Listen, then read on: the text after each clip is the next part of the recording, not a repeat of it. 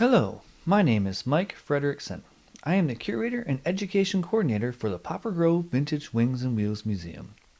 I'd like to welcome you to our first segment of Fred Machesney Building Community.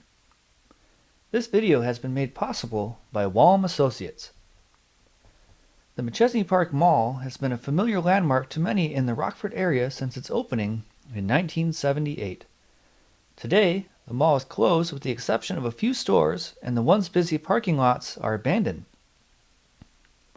Before it was a mall with empty parking lots and cracked pavement, the landscape was entirely different.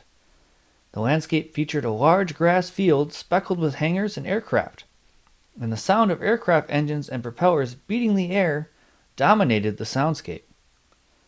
A white hangar could be found with large bold lettering reading Official Rockford Airport.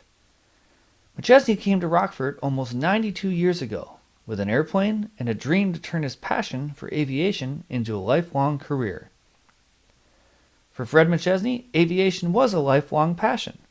He was a pilot for 57 of his 79 years, and Machesney fell in love with aviation after witnessing his first airplane at a festival. A 12-year-old Machesney rode his bike over 10 miles for the opportunity to see airplanes in action. From that point on, he knew exactly what he wanted to do with his life. Fred Machesney was born on March 17, 1898, on his parents' farm in Anilon, Illinois. He was the second oldest of 5 children, born to his parents Henderson and Minnie Machesney. They were farmers, and they later moved to nearby Kewanee. Fred attended school through grade 6 before dropping out to help on the farm full-time. As a young man, he enjoyed carving wooden airplanes out of wood blocks. He was also quite fond of riding bicycles. He raced them frequently, and he took a lot of pride in doing bike stunts that none of his other friends would even think of attempting. I guess you could say young Fred was a bit of a daredevil. On December 20th, 1917, Machesney briefly settled down and married Mary Schlindwein. Mary was more commonly known as just May. May was the daughter of German immigrants, and her father was a machinist by trade. In 1918, Fred Machesney enlisted in the U.S. Army Air Service as an air cadet. He had the hopes of achieving his dream of finally becoming a pilot. Unfortunately for him, the war ended shortly after, and Machesney was mustered out before receiving a single lesson. He was only in the service for about a month, and the only thing he was allowed to fly was a truck. But Machesney did not let that derail his dream. About a year later, he traveled to Sikeston, Missouri in 1919 to learn to fly under aviation pioneer Art Birdboy Smith. Machesney borrowed $400 from his parents to pay for the lessons, which was about $5,000 to $7,000 in today's money. He took his first lesson on a Monday, and by Friday he had taken his first solo flight. He received 10 hours of instruction, with 5.5 hours of it being solo flight.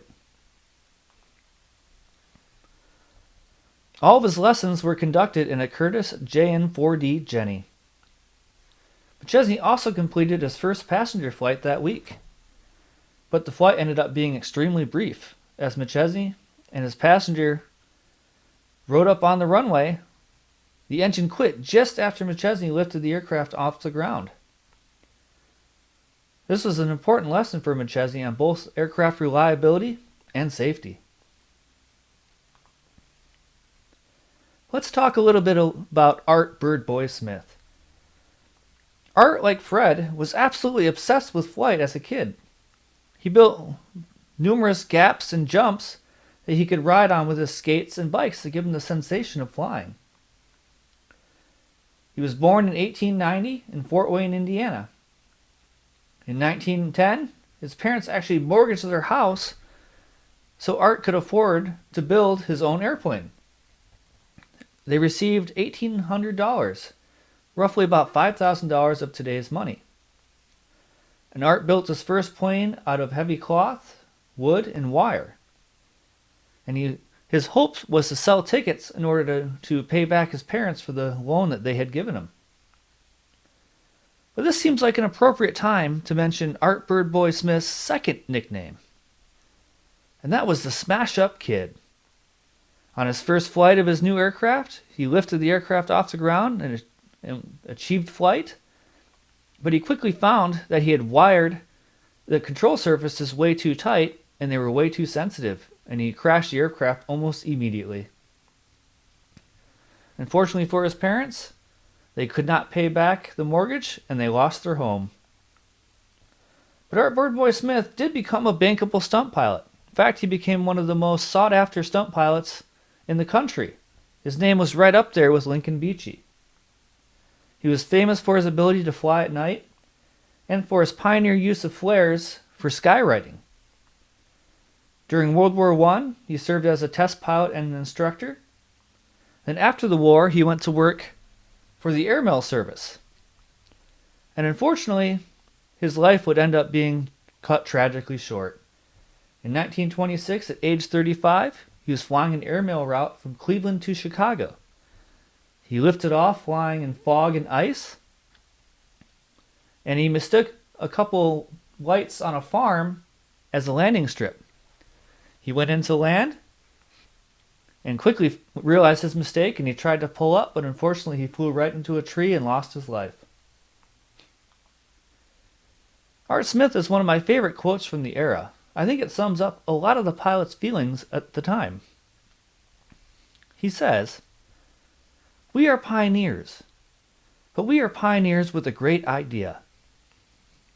Sometime in the future centuries, the whole world will be revolutionized by that idea. Then it will know the value of hope and the thrill we feel as our aeroplanes rise from the earth, pass through the clouds, and fly high in the clear upper air."